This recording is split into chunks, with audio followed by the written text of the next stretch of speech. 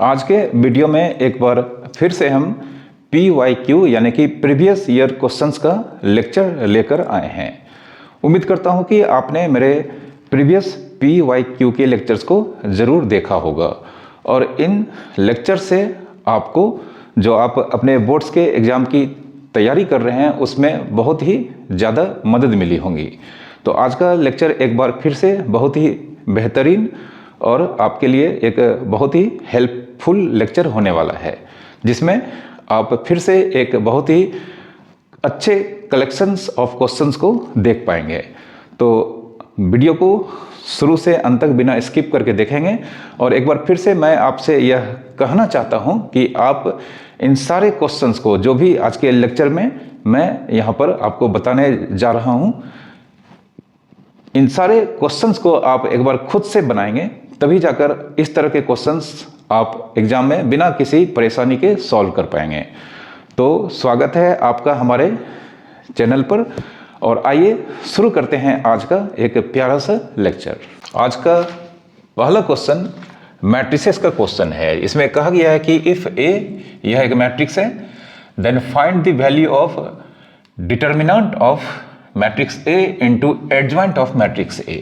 ठीक है, matrix A का वैल्यू दिया गया है, तो हमें A into adjoint of matrix A के डिटर्मिनेंट का वैल्यू का यहाँ पर वैल्यू निकालना है। ठीक है, तो सबसे पहले हम यहाँ पे एक प्रॉपर्टी यूज करेंगे कि हम लोग जानते हैं, क्या जानते हैं, वी नो डेट, आपने पढ़ा होगा मैट्रिसेस के चैप्टर में, मैट्रिसेस एंड डिटर्मिनेंट्स के चैप्टर में आपने यह प्रॉपर्टी पढ़ा होगा कि A into adjoint of matrix A into adjoint of matrix A equals to determinant of matrix A into identity matrix, जिसे हम आई से रिप्रेजेंट करते हैं। ठीक है, और यहाँ पे चूंकि मैट्रिक्स ए का ऑर्डर 3 है, तो यहाँ पर यह जो आइडेंटिटी मैट्रिक्स है आई, इसका भी ऑर्डर 3 होगा। ऐसा आपने मैट्रिसेस एंड डिटर्मिनेंट्स के चैप्टर में जरूर स्टडी किया होगा। ठीक है, तो इस प्रॉपर्टी को हम यहाँ पर यूज करेंगे। तो नाउ अब हम यहाँ पे A into adjoint of matrix A का डिटर्मिनेंट, इसे हम रिप्लेस करके लिखेंगे मैट्रिक्स ए का डिटर्मिनेंट इंटू आई। ठीक है, और इसका डिटर्मिनेंट, अब चूंकि जानते हैं यह मैट्रिक्स ए का डिटर्मिनेंट एक नंबर होता है। ठीक है, और यह नंबर जिस मैट्रिक्स के साथ मल्टीप्लाई हो रहा है आइडेंटिटी मैट्रिक्स, इसका ऑर्डर यहाँ पर 3 है। चूंकि यहाँ पे हमने आपको बता दिया कि आई का ऑर्डर 3 होगा, चूंकि यहाँ पे आई का ऑर्डर ए के ऑर्डर के बराबर होगा। ठीक है, तो यहाँ पर यह नंबर और यह मैट्रिक्स है और मल्टीप्लाई हो रहा है, तो हम जानते हैं यहाँ पर यह नंबर जो कि डिटर्मिनेंट का वैल्यू है, यह यहाँ पर बाहर हो जाएगा और इस पे एक पावर होगा जो इस मैट्रिक्स के साथ यह मल्टीप्लाई हो रहा है उसके ऑर्डर के बराबर। तो यहाँ पे हम पावर, यहाँ पे आई का ऑर्डर 3 है, तो इस पे हम पावर या एक्सपोनेंट 3 लगाएंगे इनटू मैट्रिक्स आई का डिटर्मिनेंट। कौन से प्रॉपर्टी से? आपने यह प्रॉपर्टी पढ़ा होगा, के इंटू मैट्रिक्स ए का डिटर्मिनेंट, के पे power n into matrix A का डिटर्मिनेंट।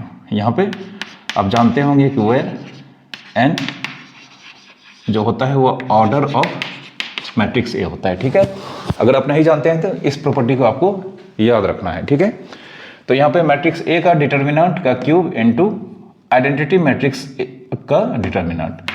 अब यहाँ पे मैट्रिक्स ए का डिटर्मिनेंट का क्यूब इंटू आइडेंटिटी मैट्रिक्स का डिटर्मिनेंट, किसी भी ऑर्डर के आइडेंटिटी मैट्रिक्स का डिटर्मिनेंट का वैल्यू 1 होता है। ठीक है, ये आपको बताया गया होगा, आप जानते होंगे, और नहीं जानते हैं तो आपको याद रखना है। ठीक है, तो अल्टीमेटली इसकी वैल्यू हमें फाइंड करने के लिए मैट्रिक्स ए के डिटर्मिनेंट का क्यूब निकालना है, उसको 1 से मल्टीप्लाई करना है। तो अब हमारे पास मैट्रिक्स ए का डिटर्मिनेंट, मैट्रिक्स ए का डिटर्मिनेंट हमें यहाँ पर 0 1 2 3 -1 2 -2। ठीक है, तो अब यहाँ पर देख रहे हैं कि इसके फर्स्ट कॉलम में एक से अधिक 0 हैं, तो फर्स्ट कॉलम के अलाउंग हम एक्सपेंड करेंगे तो हम जानते हैं इसका वैल्यू यह नंबर 1 देगा। तो ये चूंकि 1 इसका साइन माइनस होगा, अब यह 1 इंटू -2। ठीक है, 1 इंटू -2 माइनस 3 इंटू -1, तो -1 -2 प्लस 3, तो 3 -2 1 हो गया, 1 × -1 यहाँ पे -1, ठीक है।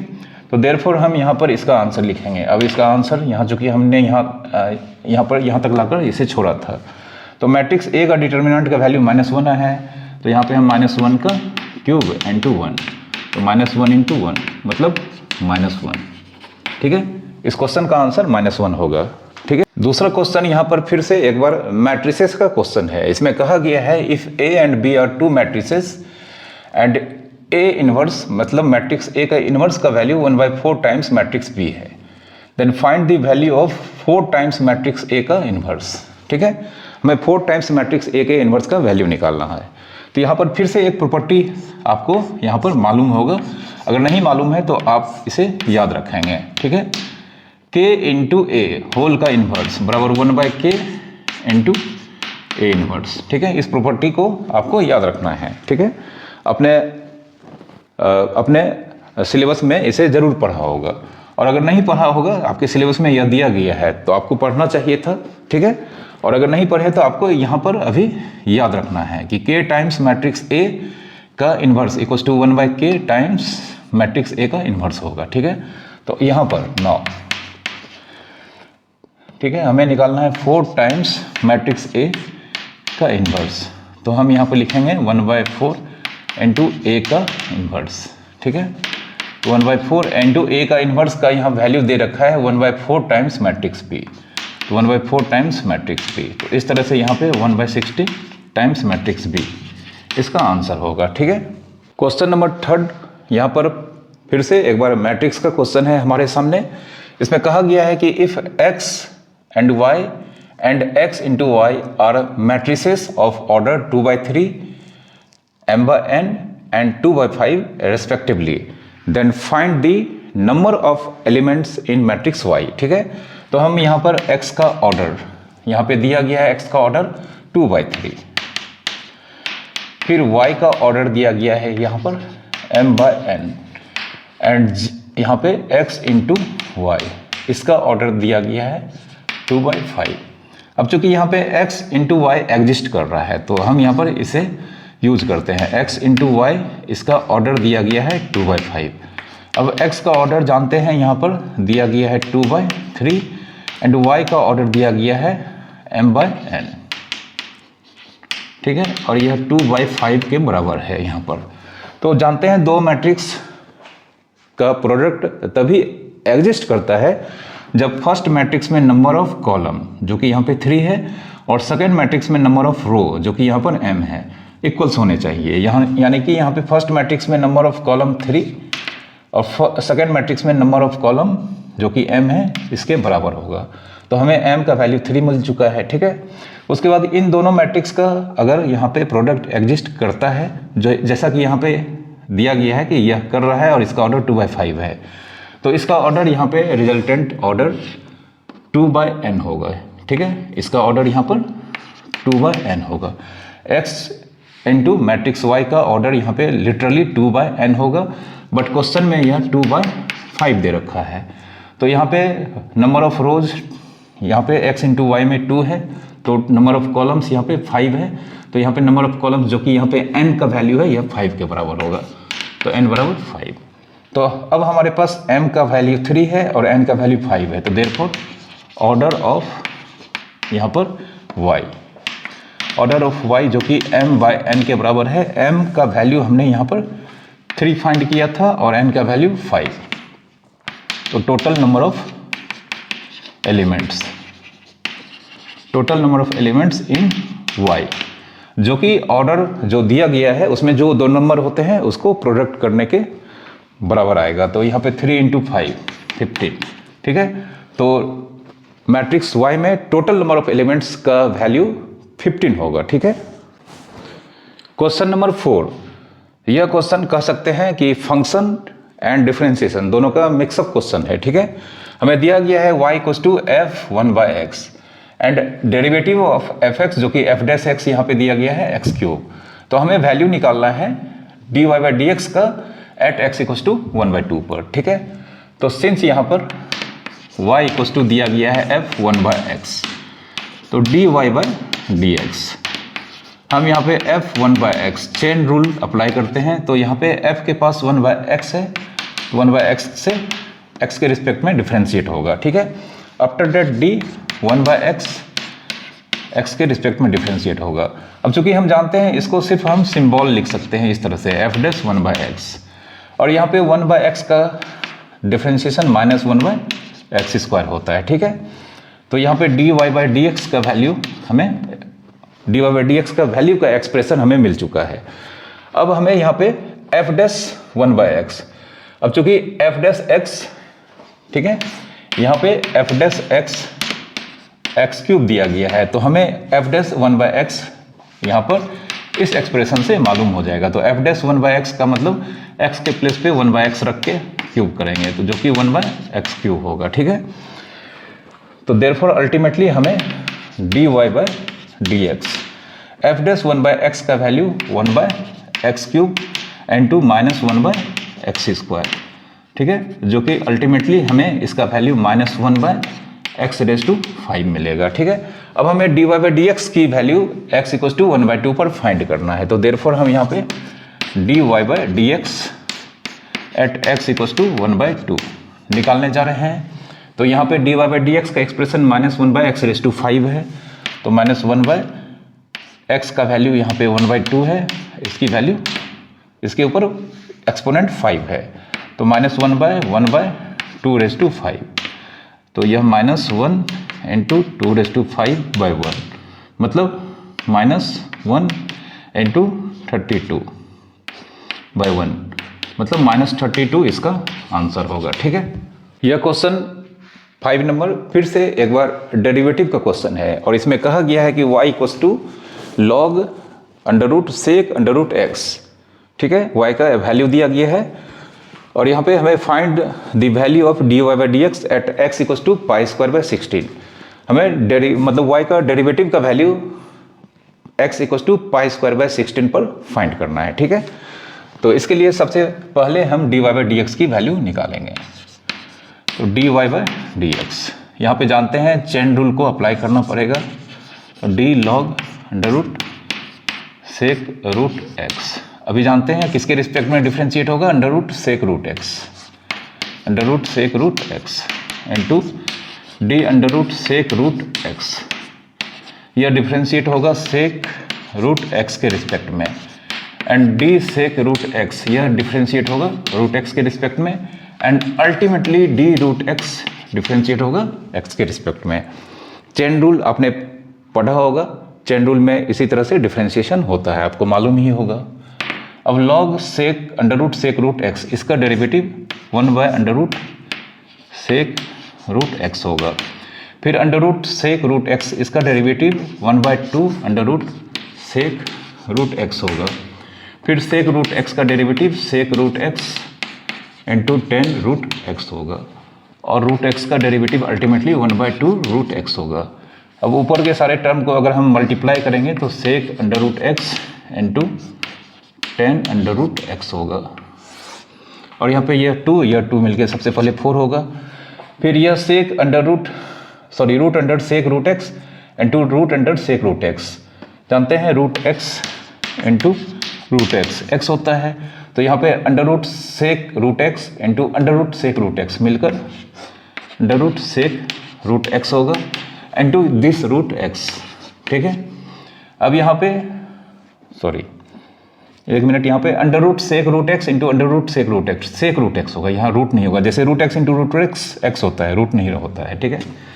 तो यहाँ पे हमें इन दोनों का प्रोडक्ट sec√x होगा, ठीक है। अब एक sec√x इस sec√x से कैंसिल हो जाएगा, ठीक है। तो अल्टीमेटली हमें यहाँ पर dy/dx न्यूमरेटर में हमें 10√x दिख रहा है, और डिनोमिनेटर में हमें 4 टाइम्स √x दिख रहा है। तो अब हम dy/dx का वैल्यू निकालने जा रहे हैं x = π² 16 पे, ठीक है। तो यहाँ पे 10 √π² 16 x के प्लेस पे रख दिया है हमने, और 4 π² 16, ठीक है। तो 10 पाई स्क्वायर का अंडर रूट पाई होगा 16 का 4, ठीक है, 4 फिर पाई बाय 4,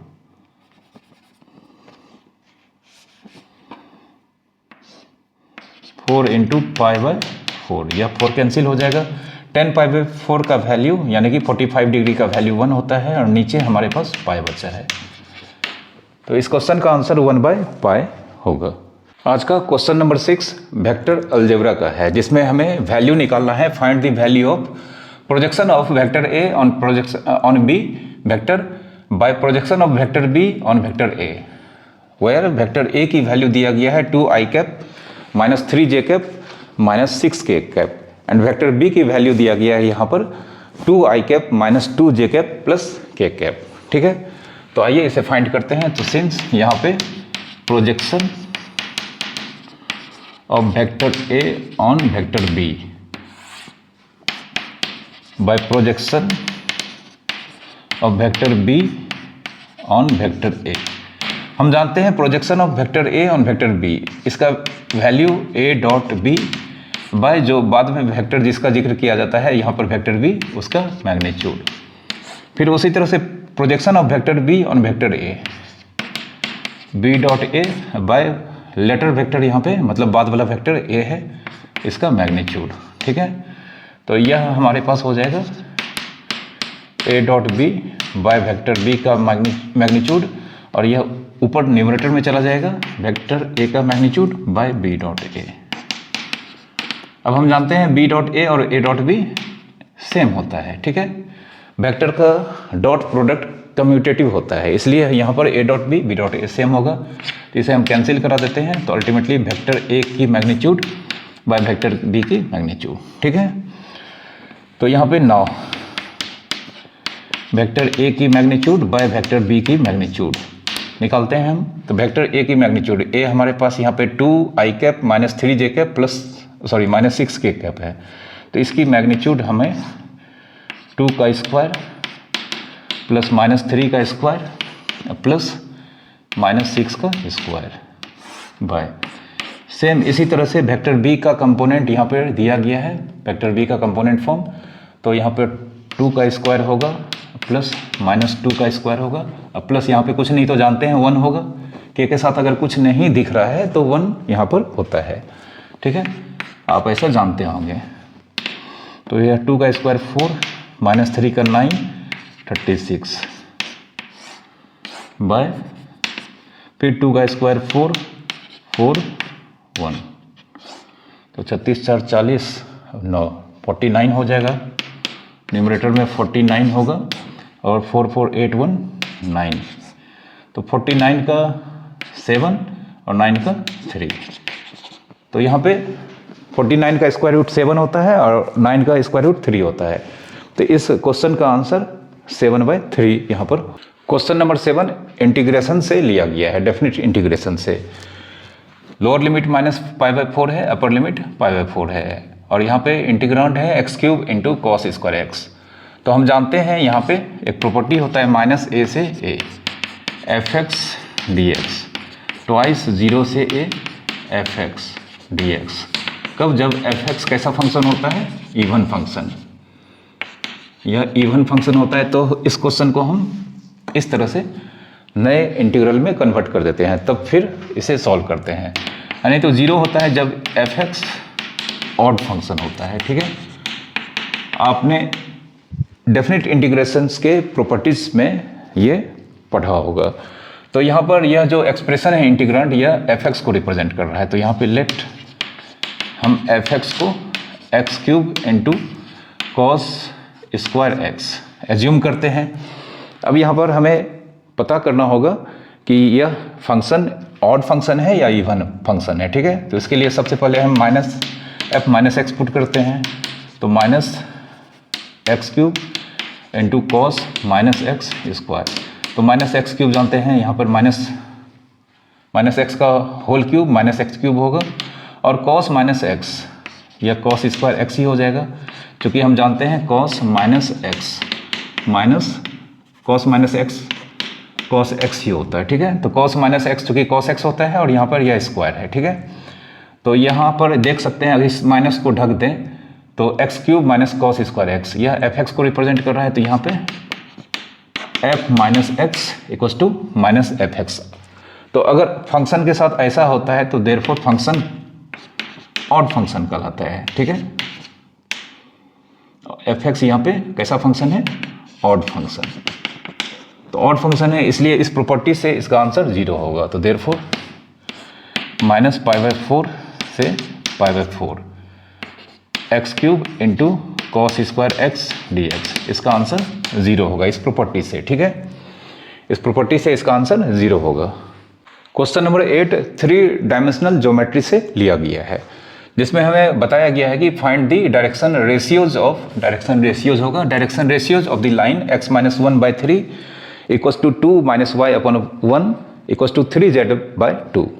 तो हम जानते हैं किसी भी लाइन का डायरेक्शन कोसाइंस या डायरेक्शन रेशियो तभी फाइंड कर सकते हैं जब हम उसका इक्वेशन स्टैंडर्ड फॉर्म में हमें दिया रहेगा तब, ठीक है। तो स्टैंडर्ड फॉर्म में लाइन का equation x minus x1/a, Cartesian form में y minus y1/b, z minus z1/c। अगर हम लाइन के कार्टेशियन फॉर्म को इस तरह से स्टैंडर्ड फॉर्म में लिखते हैं तो नीचे का जो वैल्यू होता है यह लाइन का डायरेक्शन रेशियोज कहलाता है। और ऐसा तब होता है जब यहाँ पे a square plus B square plus C square का वैल्यू 1 नहीं होना चाहिए, ठीक है। अगर इस तरह से लाइन के इक्वेशन को लिखा जाए और a square plus B square plus C square का वैल्यू अगर ऐड करने पे 1 आएगा तो वह डायरेक्शन कोसाइंस हो जाता है, ठीक है। तो यहाँ पे हियर हमारा line x minus 1/3 equals to 2 minus y/1 equals to 3z/2। तो इसे हम इस स्टैंडर्ड फॉर्म में एक्सप्रेस करते हैं, ठीक है। तो देयरफॉर यहाँ पे x माइनस 1/3 हम ऊपर से माइनस कॉमन लेंगे या ऊपर नीचे माइनस से मल्टीप्लाई करेंगे तो यहाँ पे y माइनस 2/-1 होगा, ठीक है। -1 से मल्टीप्लाई करेंगे ऊपर में भी या नीचे में भी, तो जानते हैं इन दोनों टर्म का साइन सिर्फ चेंज होगा और नीचे 1 का साइन -1, और इसे हम लिख सकते हैं z/2/3। तो इस 3 को हमने नीचे कर दिया है, ठीक है। तो यहाँ पे x minus x1 x minus 1/a/3, y minus y1 y minus 2/b, ठीक है, -1, और z माइनस z1। तो यहाँ पे अगर माइनस आपको कुछ नहीं दिख रहा है कोई नंबर तो 0 लिख देना है, ठीक है, बाय c। और जानते हैं यहाँ पे सिर्फ अकेला 3 का स्क्वायर ही 9 हो रहा है, तो यानी कि इन तीनों का स्क्वायर को जोड़ने पर 1 से ग्रेटर वैल्यू आएगा। तो इसलिए यह तीनों वैल्यू यहाँ पर डायरेक्शन रेशियो है। तो देयरफॉर डायरेक्शन रेशियो, जिसे dr से भी लिखते हैं, जिसमें a का वैल्यू यहाँ पे 3 होगा, b का वैल्यू -1 और c का वैल्यू 2/3। तो इस लाइन का डायरेक्शन रेशियोज 3, -1 एंड 2/3 यहाँ पर आया है। Question number 9 inverse trigonometrical functions का एक बहुत ही छोटा सा क्वेश्चन, प्यारा सा क्वेश्चन लिया गया है यहाँ पर, ठीक है। हमें इसका वैल्यू फाइंड करना है, ठीक है। तो हम इसे लिखते हैं cos इनवर्स 1/2। तो cos इनवर्स 1/2 cos के कितने डिग्री का वैल्यू 1/2 होता है, तो आप जानते हैं π/3 60 डिग्री। फिर tan इनवर्स -1/3, इसे हम लिखेंगे, एक फार्मूला लगाएंगे, -tan इनवर्स प्लस 1/√3। फिर cosec इनवर्स -2, cosec इनवर्स -2 को sin इनवर्स -1/2 लिखेंगे या 1/-2, ठीक है। यहाँ पे हमने 2 फार्मूला यूज़ किया है। पहला फार्मूला हम लोग यूज़ किए हैं यहाँ पे tan इनवर्स -x बराबर -tan इनवर्स x, ठीक है, आपने पढ़ा होगा। और दूसरा फार्मूला हमने यूज़ किया है cosec inverse x is equals to sin inverse 1/x, ठीक है, फर्स्ट स्टेप में। अब हम यहाँ पर π/3, यह माइनस इंटू प्लस माइनस होगा और यहाँ पर tan इनवर्स 1/√3। फिर यहाँ पे sin इनवर्स -1/2, जिसे हम माइनस sin इनवर्स प्लस 1/2 लिखेंगे, ठीक है। एक बार फिर हमने sin इनवर्स माइनस x का formula minus sin inverse x, इसे यूज़ किया है, ठीक है। तो sin इनवर्स -1/2 को हम माइनस sin इनवर्स प्लस 1/2 π/3। अब tan इनवर्स 1/√3, tan के 60 डिग्री का वैल्यू, ठीक है, tan के 30 डिग्री का वैल्यू 1/√3 होता है। तो 30 डिग्री मतलब π/6 प्लस इंटू माइनस माइनस होगा और sin इनवर्स 1/2। तो sin के 30 डिग्री का वैल्यू 1/2 होता है, तो 30 डिग्री मतलब π/6। ठीक है, तो यह दोनों कैंसिल हो जाएगा और अल्टीमेटली यहाँ पर हमें π/3 के रूप में इसका आंसर मिला है। ठीक है, आज का क्वेश्चन नंबर 10 यह मैट्रिक्स का यहाँ पर आपको दिखाई पड़ रहा होगा, जिसमें कहा गया है कि if matrix A times this matrix equals to यह मैट्रिक्स है।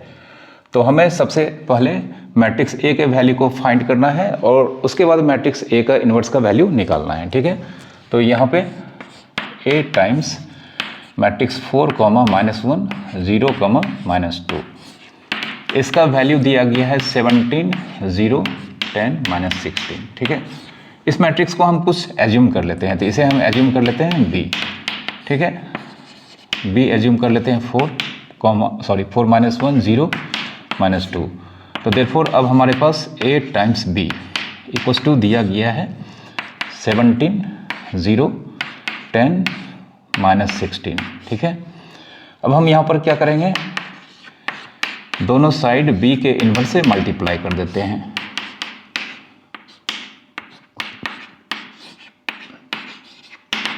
दोनों साइड हमने b के इन्वर्स से मल्टीप्लाई कर दिया। अब हम a को यहाँ पर आइसोलेट करके b into B inverse use करते हैं, मतलब a यहाँ पे जो आपका एसोसिएटिव प्रॉपर्टी होता है जिसमें a को हमने अलग कर दिया है और b इंटू बी इन्वर्स, जिसे हम यहाँ पर 17, 0, 10, -10 इंटू बी का इन्वर्स, हम जानते हैं यह i होता है। तो सबसे पहले यहाँ पे एक प्रॉपर्टी आप जानते होंगे, a into A inverse i होता है और a इंटू आई यहाँ पर a हो जाता है। ठीक है, तो इस प्रॉपर्टी को अगर हम यहाँ पर यूज़ करेंगे तो यहाँ पे a इंटू आई, ठीक है, a इंटू आई मतलब यहाँ पे देयरफॉर a इंटू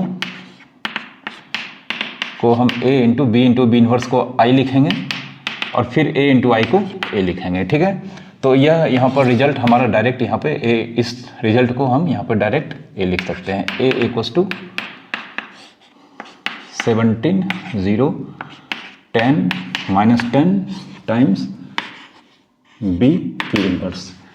ठीक है, तो अब हमें यहाँ पर अगर मैट्रिक्स a का वैल्यू निकालना है तो इस मैट्रिक्स में हमें b के इन्वर्स के वैल्यू को निकालकर मल्टीप्लाई करना होगा। ठीक है, तो आइए b का इन्वर्स का वैल्यू हम यहाँ पर फाइंड करेंगे अब।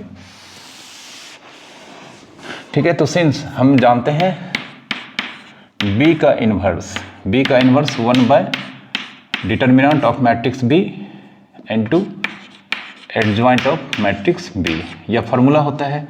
तो यहाँ पर सबसे पहले हम मैट्रिक्स b के डिटर्मिनेंट को फाइंड करते हैं। मैट्रिक्स b का डिटर्मिनेंट 4, -1, 0, -2, जो यहाँ पे 4 इंटू -2 -1 इंटू 0 होगा, तो 4 इंटू -2 -8 प्लस 0 -8। ठीक है, मैट्रिक्स b का डिटर्मिनेंट -8 यहाँ पर आया है। अब मैट्रिक्स b का एवरी एलिमेंट का कोफैक्टर निकालते हैं। तो 9 जानते हैं इस 4 का कोफैक्टर का सिंबल जो कि फर्स्ट रो फर्स्ट कॉलम में है, तो यहाँ पे A11 लिखा जाएगा, यह रो यह कॉलम खत्म -2, फिर A12 माइनस, चूंकि 1 और 2 3 होता है, 0 का निकालेंगे तो यह रो यह कॉलम खत्म -1 मतलब 1। ठीक है, फिर A21 यह भी 2 + 1 3 होता है, तो माइनस से स्टार्ट करेंगे, तो इसका निकाल रहे हैं, यह रो यह कॉलम खत्म 0, लेकिन जानते हैं -0 नहीं हो, लिखते हैं 0 लिखते हैं। ठीक है, फिर A22 इसका निकालेंगे तो यह रो यह कॉलम खत्म यहाँ पे 4। ठीक है, अब एडजॉइंट ऑफ मैट्रिक्स B, इसे निकालने के लिए आप जानते होंगे कि हर एक एलिमेंट B के अंदर हर एक एलिमेंट के पोजीशन पे उसके कोफैक्टर के वैल्यू को रखते हैं। तो इस एलिमेंट का कोफैक्टर -2 A के 4 के पोजीशन पे हमने लिखा है, फिर 0 का कोफैक्टर यहाँ पे 1 है, फिर 21 इस -1 का कोफैक्टर 0 आया है और -2 का कोफैक्टर यहाँ पर 4 मिला है। अब ये सारे एलिमेंट्स के पोजीशन पे उसके कोफैक्टर को लिखने पर इसके बाद इस मैट्रिक्स का ट्रांसपोज कर देते हैं, जो कि डैश से रिप्रेजेंट किया जाता है। ठीक है, तो यह अल्टीमेटली -2, 1 एंड 0, 4। ठीक है, एडजॉइंट B का वैल्यू यहाँ पर मिल चुका है। अब इसमें हम दोनों मैट्रिक्स B के डिटर्मिनेंट का वैल्यू -8 और एडजॉइंट ऑफ मैट्रिक्स B का वैल्यू रख देते हैं। ठीक है,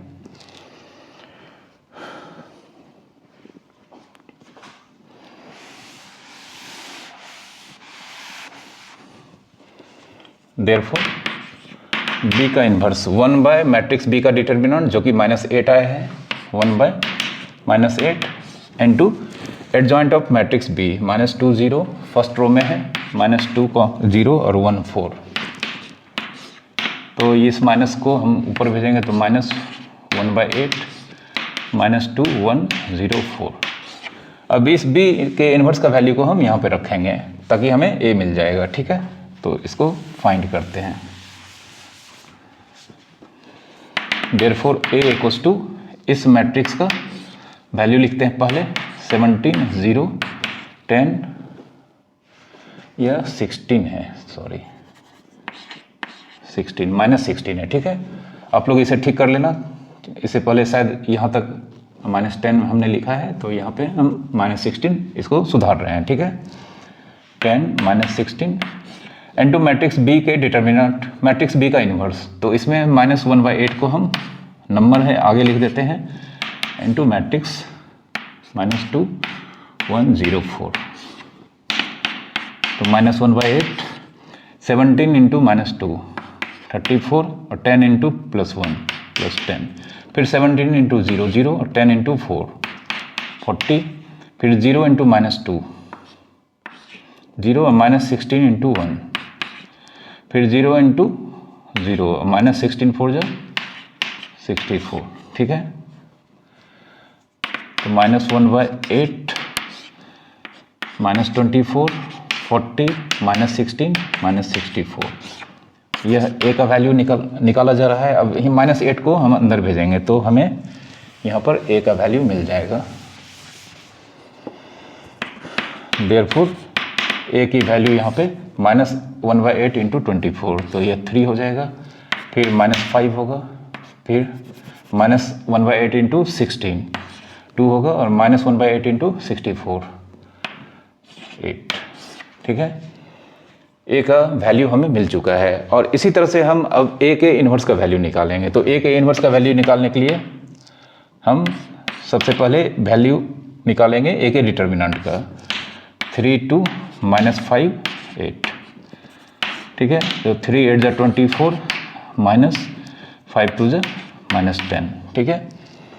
तो 24 -10 34, a के डिटर्मिनेंट का वैल्यू यहाँ पे 34 आया है। अब a के मैट्रिक्स a के सारे एलिमेंट का कोफैक्टर निकालते हैं। तो a11 जानते हैं 8 होगा, a12 -2 होगा। ये हम यहाँ पे फॉर मैट्रिक्स a के लिए निकाल रहे हैं, ठीक है। फिर a21 इसका वैल्यू -5 जो कि +5 होगा। फिर a22 यह 3 होगा, ठीक है। तो इस तरह से a के सारे एलिमेंट्स का कोफैक्टर हमने यहाँ पर लिखा है। अब हम इसे यूज करेंगे। a का inverse 1 bye determinant of matrix a into adjoint of matrix a, ठीक है। 1 bye determinant of matrix a हमने 34 निकाला है, और एडजॉइंट ऑफ a अभी तक निकाले नहीं है। तो a के सारे एलिमेंट के पोजीशन पे इसके कोफैक्टर को लिखते हैं 8 -2, और फिर 5 3, और इसका ट्रांसपोज करेंगे तो 1 बाय 34 8 -2 5 3, ठीक है। यह a के इन्वर्स का आंसर यहाँ पर होगा। एक क्वेश्चन नंबर 11 यह भी मैट्रिक्स का यहाँ पर आपके सामने दिख रहा है, जिसमें कहा गया है कि A is a square matrix such that matrix A के स्क्वायर यानी कि A इंटू A मैट्रिक्स का वैल्यू यह है। तो हमें शो करना है A क्यूब की वैल्यू A इनवर्स के इक्वल होगी, ठीक है।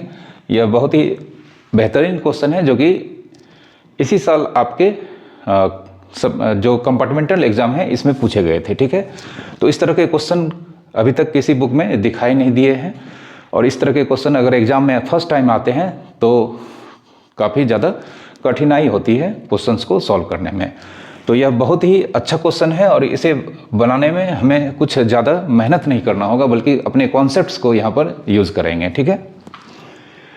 तो यहाँ पर A क्यूब सबसे पहले हम जानते हैं A इंटू मैट्रिक्स A का इन्वर्स ए का इन्वर्स इंटू मैट्रिक्स ए, यह आइडेंटिटी मैट्रिक्स होता है, ठीक है। तो यहाँ पे अब ए क्यूब को हम ए स्क्वायर इंटू ए या ए इंटू ए स्क्वायर, ठीक है। ये सारे फैक्ट्स आपने, ये सारे कॉन्सेप्ट्स आपने मैट्रिक्स के अंडर पढ़े होंगे।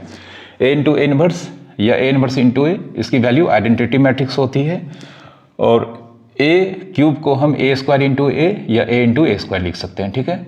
तो अब यहाँ पर हम क्या करते हैं,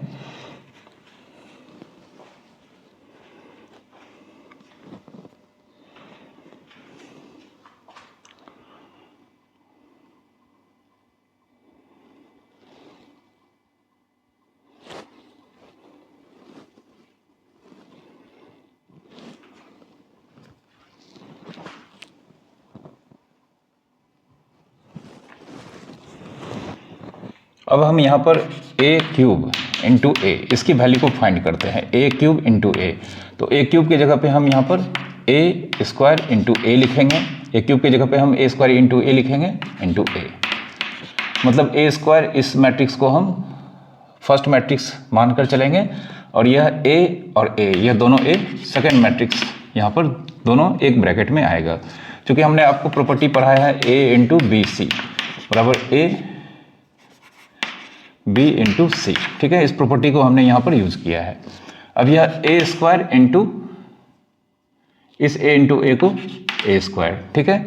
यानी कि यहाँ पे अब ए क्यूब इंटू ए इंटू ए बराबर ए स्क्वायर इंटू ए स्क्वायर, ठीक है। इसको यूज करेंगे ए क्यूब इंटू ए, ठीक है। यानी कि ए स्क्वायर इंटू ए स्क्वायर के वैल्यू को इक्वल होगा। अब यहाँ पे हमें ए स्क्वायर का वैल्यू दिया गया है, तो हम ए क्यूब इंटू ए यानी कि ए स्क्वायर इंटू ए स्क्वायर के वैल्यू को फाइंड करते हैं। तो 9 ए क्यूब इंटू ए जो कि ए स्क्वायर इंटू ए स्क्वायर के बराबर है। तो पहला ए स्क्वायर का वैल्यू यहाँ पे 3 0 -2 -4 -1 2 एंड 4 0 -3 एंड इस चीज को हम मिटा देते हैं यहाँ पर। फिर से 3 0 -2 -4 -1 2 4 0 -3, ठीक है। अब मल्टीप्लाई करते हैं इसको, तो 3 इंटू 3 9 होगा, फिर -4 इंटू 0 0 होगा, अब फिर 4 इंटू -2 -8 होगा, फिर 3 इंटू -4 -12 होगा, -4 इंटू -1 +4 होगा और 4 इंटू 2 8 होगा, ठीक है। फिर 3 इंटू 4 12 होगा, इसे भी हम यहाँ पे मिटा देते हैं क्योंकि हमें अब इसका काम है, ठीक है। 3 इंटू 4 12, फिर -4 इंटू 0 0 होगा और 4 इंटू -3 12 होगा, ठीक है। फिर 0 इंटू 3 0 होगा, -1 इंटू 0 0 और 0 इंटू -2 यह भी 0 होगा, 0 इंटू -4 0 होगा, -1 इंटू -1 +1 होगा और 0 इंटू 2 यह भी 0 होगा, फिर 0 इंटू 4 0 होगा, -1 इंटू 0 यह भी 0 होगा और 0 इंटू -3 0 होगा, -2 इंटू +3 -6 2 इंटू 0 0 होगा और -3 इंटू -2 +6 होगा, फिर -2 इंटू -4 8 होगा, 2 इंटू -2 2 इंटू -1 -2 होगा और -3 इंटू +2 -6 होगा, फिर -2 इंटू +4 -8 होगा, 2 इंटू 0 0 होगा और -3 इंटू -3 +9 9 -8 यह 1 होगा, 8 4 12 और -12 0, फिर 12 -12 0 होगा, यह भी 0 है, यहाँ पे 1 है और यह तीनों 0, -6 + 6 0 8 -8 0 और यह -8 + 9 1, ठीक है। इस तरह से यह देख सकते हैं, यह एक आइडेंटिटी मैट्रिक्स है, मतलब a इंटू ए क्यूब, ठीक है। तो अब हमारे सामने यह जो वैल्यू है a इंटू ए क्यूब जो A square into A square के प्रोडक्ट के इक्वल आया है, तो a into A cube A cube into ए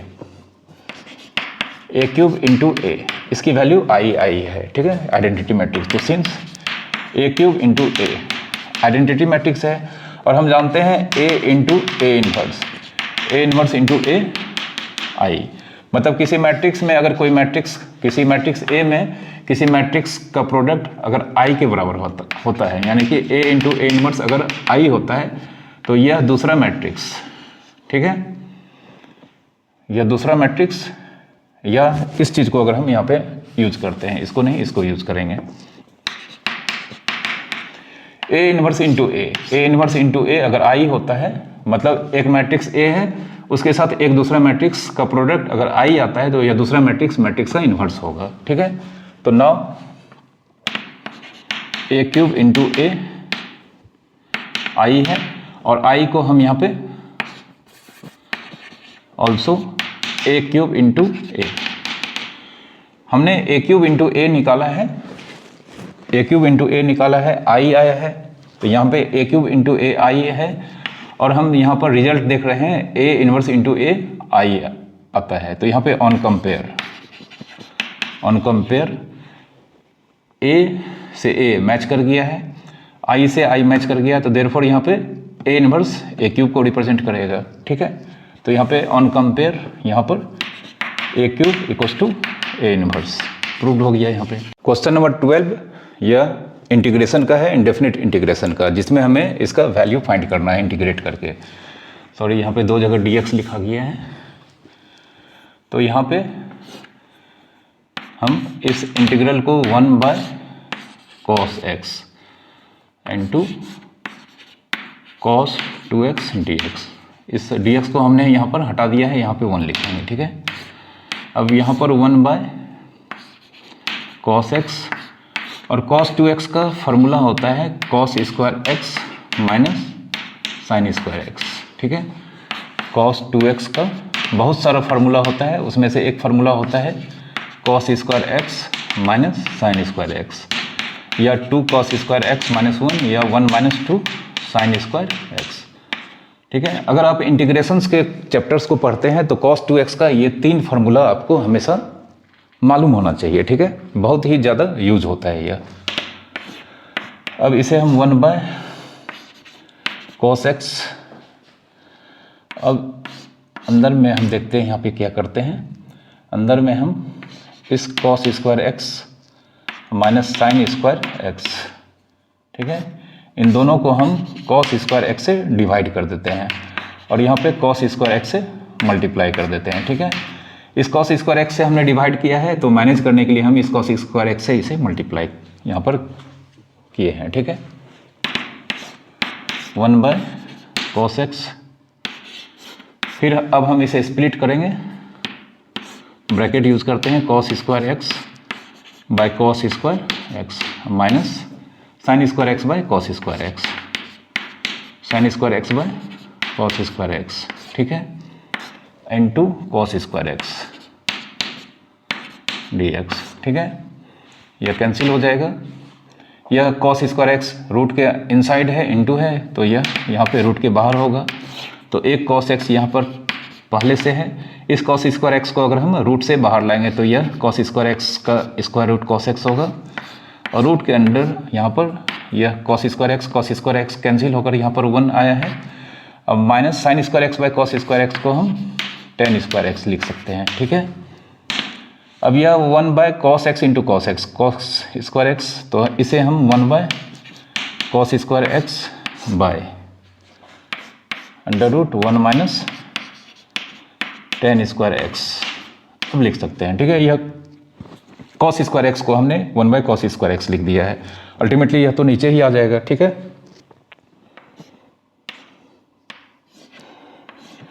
अब इस cos स्क्वायर x को हम लिखेंगे sec स्क्वायर x, ठीक है, यानी कि हम मेरा इंटीग्रल अब I sec square x by under root 1 minus tan square x dx, इस 1 बाय cos स्क्वायर x को हमने sec स्क्वायर x लिखा है, ठीक है।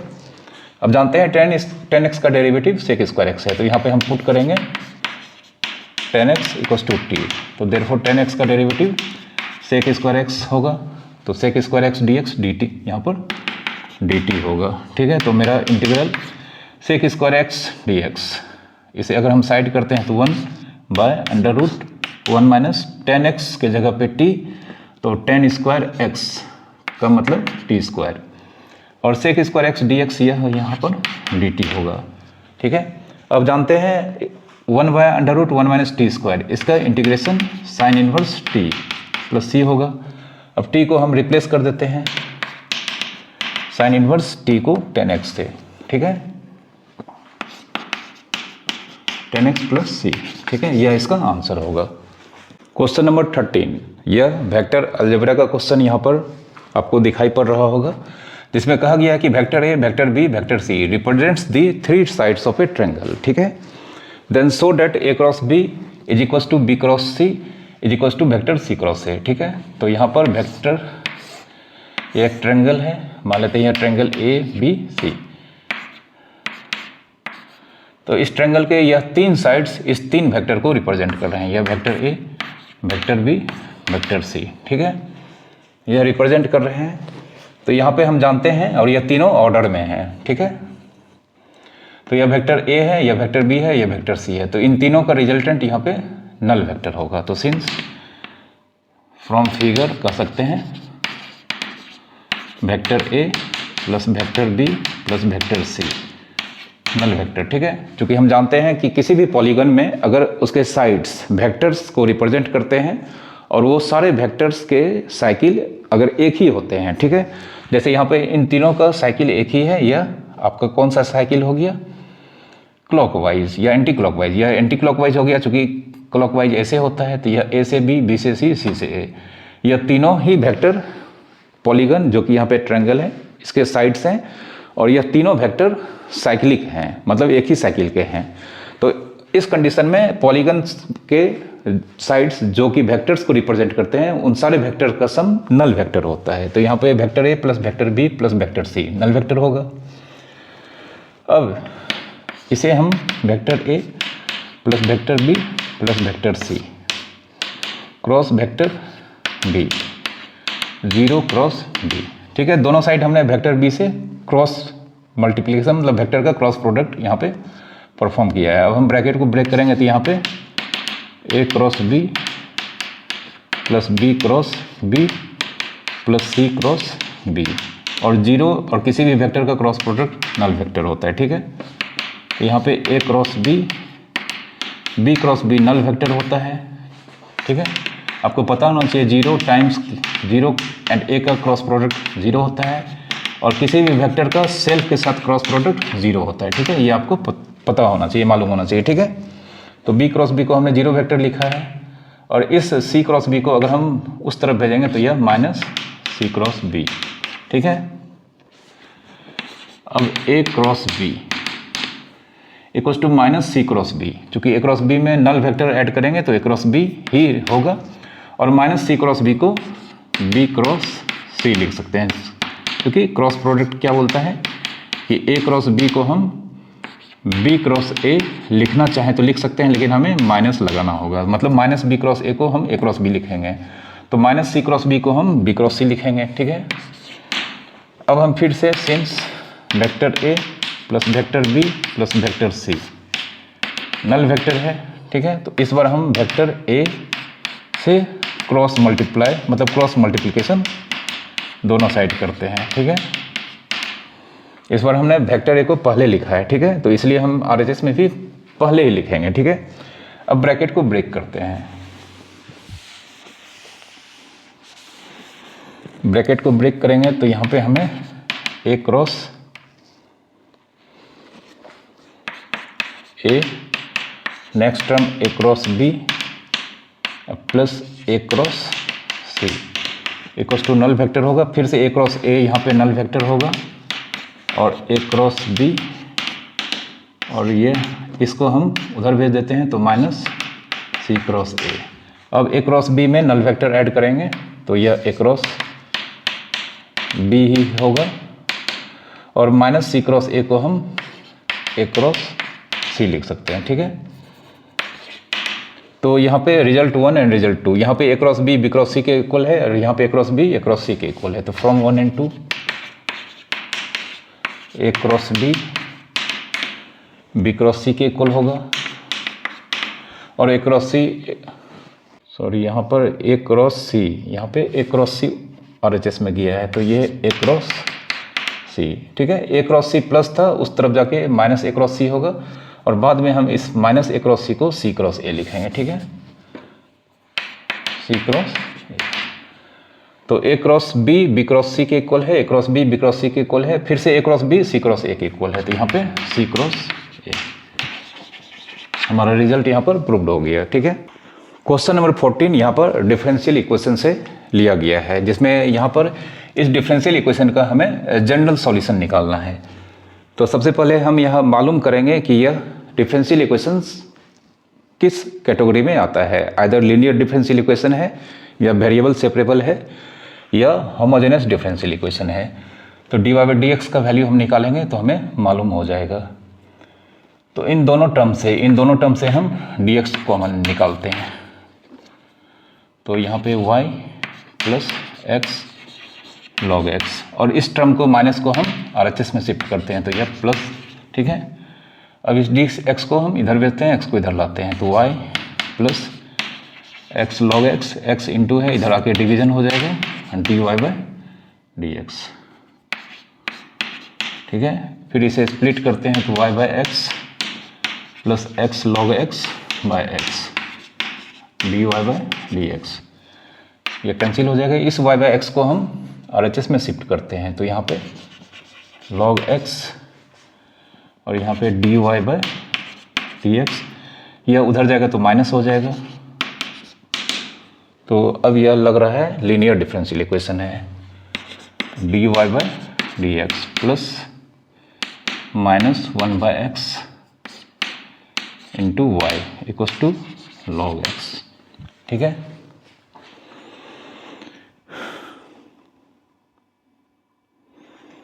ठीक है, यह एक लीनियर डिफरेंशियल इक्वेशन है, लीनियर डिफरेंशियल इक्वेशन, जिसमें p की वैल्यू -1/x है एंड q की वैल्यू log x है। तो अब हम इंटीग्रल फैक्टर IF निकालेंगे, जिसकी value e⁻p integration of p dx होता है, ठीक है।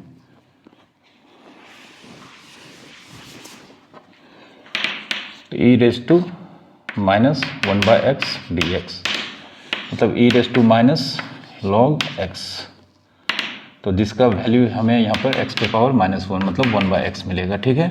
तो जनरल सॉल्यूशन यहाँ पर जनरल सॉल्यूशन का इसका फार्मूला होता है y इंटू IF फिर IF इंटू q dx, ठीक है। अब हम सारे यहाँ पर टर्म के वैल्यू को यहाँ पर रखते हैं। y इंटू इंटीग्रल फैक्टर यहाँ पे 1/x आया है, फिर IF फिर से यहाँ पर 1/x लिखते हैं, इंटू q हमारा यहाँ पे log x है, ठीक है। अब हम जानते हैं log x का डेरिवेटिव यहाँ पे 1/x होता है, तो यहाँ पे पुट करेंगे log x t, तो log x t पुट करेंगे तो log x का डेरिवेटिव 1/x dx dt होगा, ठीक है। तो y इंटू 1/x मिलकर यहाँ पे 1/x हो जाएगा।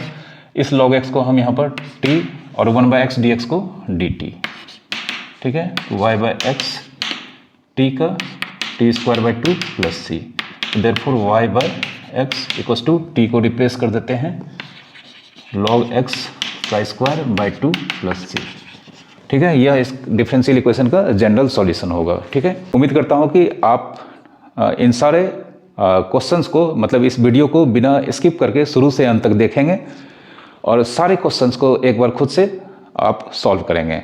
ऐसा करने पर ही आप इस तरह के क्वेश्चंस जब आपके एग्जाम में पूछे जाएंगे तो आप इन सारे क्वेश्चंस को सॉल्व कर सकते हैं, ठीक है। और हाँ, अगर आज का वीडियो आपको पसंद आया होगा तो प्लीज़ आप इसे लाइक कर देना और शेयर भी करना।